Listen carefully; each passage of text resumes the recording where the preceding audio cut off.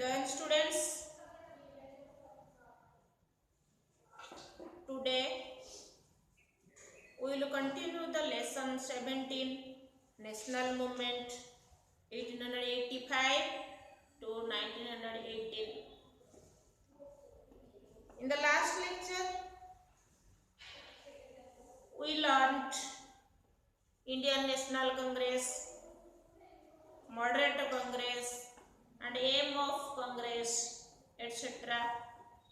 Today we will discuss partition of Bengal. Bengal का divider जो 1905 में हुआ था, we will discuss about it.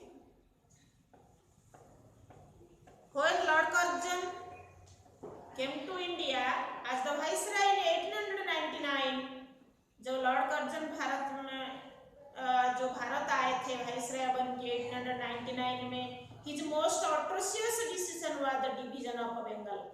इनका इम्पोर्टेंट जो डिसीजन था एक माने बंगाल को डिवाइड करना. At the time Bengal comprised Bihar, Orissa. उसी समय बंगाल कंसिस्ट था बिहार, उड़ीसा को लेके तीनों जो राज्य अभी है. The national activities were on rise and regulation were raising the banners of revolt during the Curzon's tenure in Bengal's.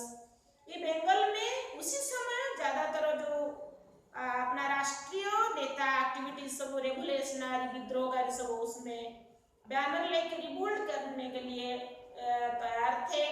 तो and other parts of the country दूसरे हिस्से में भी ऐसे चलता था. कर्जन जो वाइसराय बन के आए, मैंने followed the policy of divide and rule. ये नीति तोड़ना जो पॉलिसी किए थे इन ऑर्डर, क्योंकि कटल दो एक्टिविटी जो एक्टिविटीज हो रहा है उनको रोकने का. The eastern part of Bengal was dominated by the large number of Muslim. पूर्व बंगाल के पूर्व हिस्सा में तो मुस्लिम थे ज्यादा, while the western part of Hindu in majority. माने पश्चिम जो हिस्सा में हिंदू थे और ईस्टर्न पार्ट में जो मुस्लिम थे. कर्जन चाहते थे, he wanted to break the Hindu Muslim unity. इन्होंने हिंदू मुस्लिम को तोड़ने को कोशिश किए थे. इनका जो एकता था हिंदू मुस्लिम में, unity to work in the national movement. क्यों ना जो हमारा राष्ट्रीय जो आंदोलन हो रहा था इनको कमजोर करने के लिए ये दो चाहते थे कि हिंदू मुस्लिम में बीच में दरार क्रिएट करें. Therefore he divided Bengal. इसलिए क्या किए थे ना, बंगाल को डिवाइड किए थे. कब? 1905 में. And eastern part of majority of Muslim and western part consisted जो हिंदू मुस्लिम जो थे, the division was opposed through out the country. ये जो डिवीजन हुआ ये दोनों बहुत हिंदू मुस्लिम अपोज किए थे और सारा देश में भी, है ना. और next rise to extremism in Congress.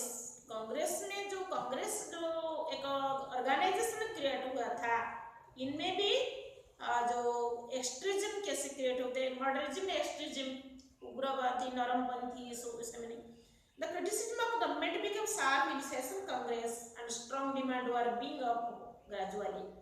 धीरे धीरे ये का गवर्नमेंट का जो क्रिटिसिज्म एक जो मैंने इनका जो त्रुटियां जो ये करना ये शार्प हो गया था एंड डिमांड भी धीरे धीरे बढ़ रहा था. In the second session of Congress a speaker said every nation has the right to shape its destiny but are we being ruled by ourselves. ये एक जो इस सेशन में बोला गया था कि हर राष्ट्र अपना अपना डेस्टिनी खुद बनाएगा, लेकिन but we are being ruled by, हम जब हमें इनको शासन करेंगे. No are not living in unnatural condition. कोई हमें ऐसे अप्राकृतिक हिसाब से हमें जिएंगे नहीं. When such ideas grew in the Congress, ये जो आइडिया जब कांग्रेस में शुरू हुई, British government began to oppose this organization. British government ये विरुद्ध किया था ये organisation. When such ideas British government began ये तो अपोज किए थे. ये new trend of extremism developed in the Congress. नया प्रकार की जो विरुद्धवाद कांग्रेस में शुरू हुई थी in the 20th century. This new trend shunned the traditional government. इनमें कौन कौन सा था leader? Bal Gangadhar Tilak, Lal Lajpat Rai, Bipin Chandra Pal were the propagator of this new ideology. ये नया आइडियोलॉजी के प्रोपेगेटर थे, फाउंडर थे। The trio sang the tune of the past glory of the country to instill the sense of confidence and national pride among the people. Trio sang जो national anthem और आपका जो national माने अतीत की जो ग्लोरी है, गौरव है, गरिमा, ये जो सेंस ऑफ कॉन्फिडेंस, एक दृढ़ विश्वास, ये जो राष्ट्रीय जो प्राइड, जो गर्व हमारे देश के लिए, ये सब लोगों के बीच में तो क्रिएट हुआ था। They said that mere demand for changes in administration were not enough। खाली हमें एडमिनिस्ट्रेशन mere में से ओनली सिर्फ हमें एडमिनिस्ट्रेशन चेंज करने का नहीं है। They said that the objective of the Indian people, भारतीयों को क्या लक्ष्य था? should to achieve स्वराज्य। स्वराज्य, हमें हमारी राज्य हासिल करना है। वो खाली एडमिनिस्ट्रेशन चेंज नहीं करेंगे। तिलक coined the famous slogan, तिलक का famous slogan, you know, Swaraj is my birth right, Swaraj हमारा जन्मगत अधिकार है, and I must have it, हम इसको पाए के रहेंगे, हमको मिलना हमें हमको ये मिलेगा, हमको पाना ही है। This would be achieved only by the working among the messes. ये जो by the participation of the messes in political affairs, ये हासिल करने के लिए मैसेस में, पब्लिक में हमको काम करना है, उनको सब राजनीतिक अफेयर में इनको पार्टिसिपेट कराना, हिस्सा लेना है। तिलक न्यूज़पेपर केसरी, याद रखना, become the mouthpiece of the new grip of the nationalist. ये कोई इम्पोर्टेंट था राष्ट्रवाद के जो के लिए, आंदोलन के लिए।